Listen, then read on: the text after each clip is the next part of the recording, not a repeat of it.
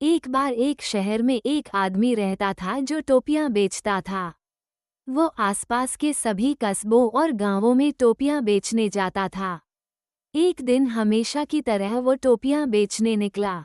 उस दिन उसने पड़ोस के एक गांव में टोपियां बेचने का फैसला किया। वहां पहुंचकर वो घूम घूम कर लोगों को आवाज लगाने लगा, टोपी ले लो टोपी, 20 रुपये की टोपी, 10 रुपये की टोपी।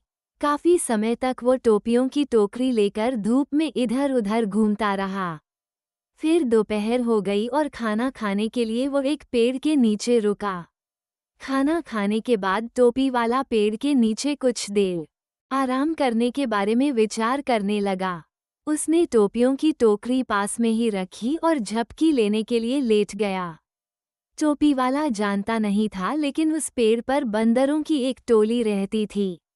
जब टोपी वाला सो गया तो धीरे से एक बंदर पेड़ से नीचे उतरा।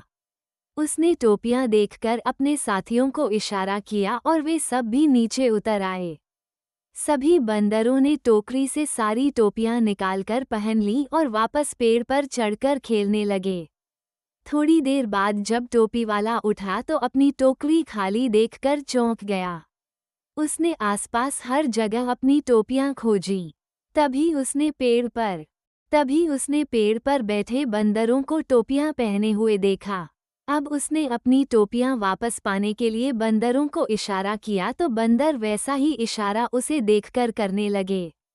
फिर टोपी वाला हाथ जोड़कर उनसे टोपियां लौटाने का अनुरोध करने लगा तो बंदर भी हाथ जोड़ने लगे। टोपी वाला इस तरह के कई तरीके आजमाकर परेशान हो गया, पर बंदर तो ठहरे बंदर, वे टोपियां लौटा ही नहीं रहे थे। अब टोपी वाला गुस्से में आ गया और हाथ उठाकर टोपियां लौटाने के लिए जोर से चिल्लाया। बंदर भी हाथ उठाकर चिल्लाने लगे। उनकी यह हरकत देखकर तब टोपी वाला समझ गया कि बंदरों को नकल करना पसंद है और वे तब से उसकी नकल ही कर रहे हैं। उसे एक तरकीब सूझी और अपनी टोपियां वापस पाने के लिए उसने चतुराई का इस्तेमाल किया। उसने अपने सिर पर पहनी हुई टोपी उतारकर जमीन पर फेंक दी। ये देखते ही बंदरों ने भी वही नकल उतारी और अपने अपने सिर से टोपी निकालकर उसी तरह जोर से जमीन पर फेंक दी।